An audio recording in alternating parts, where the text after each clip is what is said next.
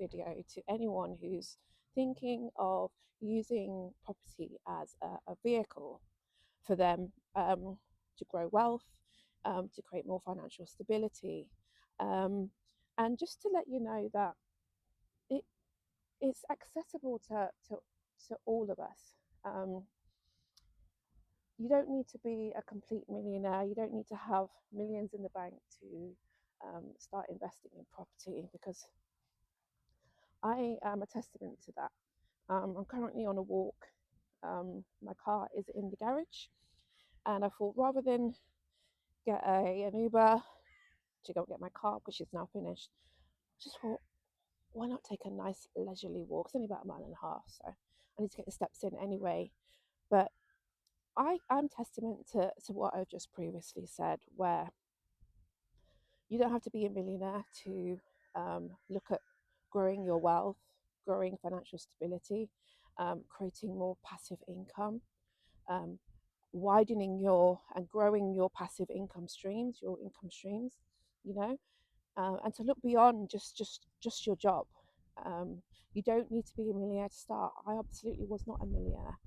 Um, I was previously a carer, um, and a carer, I worked as a domiciliary carer um, in the UK. Just pull up part here. And a domiciliary carer in the UK is where you would visit service users in their homes, and provide, you know, care services, housekeeping services, and you would be there for a certain amount of time, 15 minutes, half an hour, and you get paid for those allotted times. And then I would go on to the next service user. As you can imagine, the pay was the bare minimum. You'd also have to use your own car to get to the other service users. So you can imagine you're not only clocking out mileage in your own car, you are paying for petrol, you are using your car, which then obviously you need to make sure that you maintain insurance, maintenance, make sure the tires are good, all that stuff that comes with owning a car. And you're taking it out of your meager, £3 per half hour wages. So that was my reality for a while. I done that for a while because that was the position that I found myself in, unfortunately. And money was tight, as you can imagine, working in that industry. You're not going to become a millionaire working in that industry.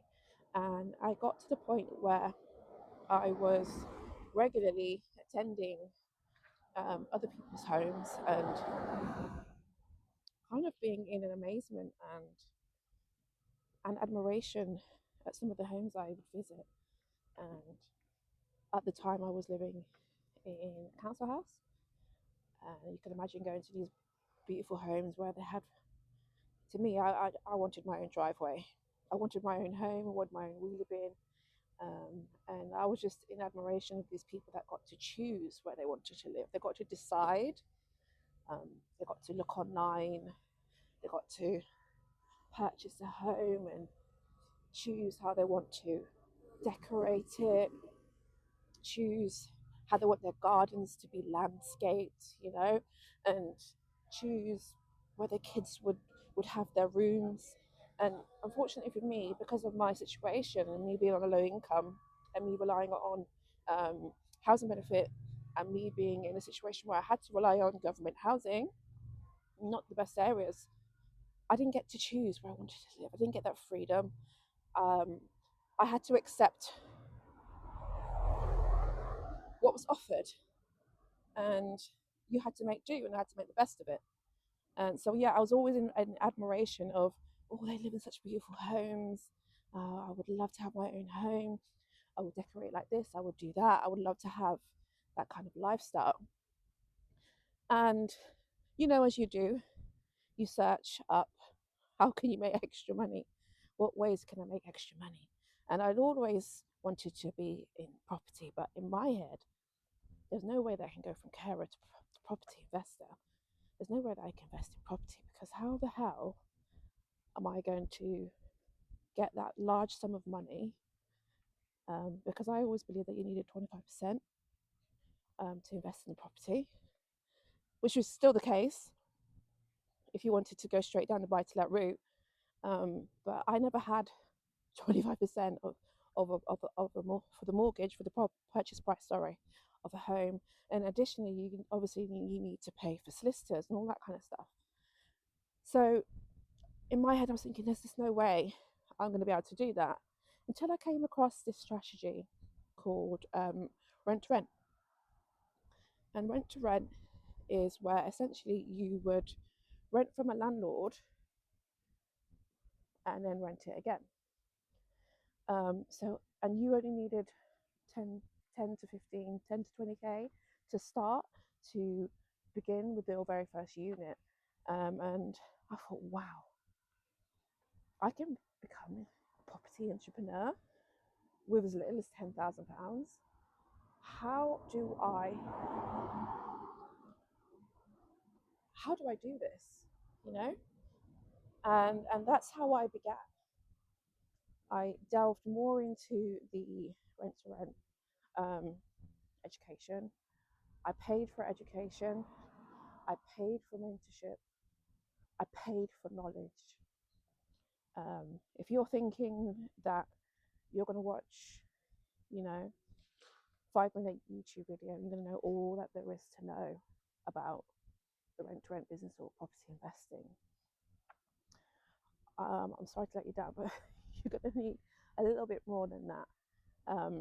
It's always great to start here, YouTube, and get a bit of an understanding of what the concept is, and then go and seek mentorship, go and seek more knowledge from people who have done it, who have been there,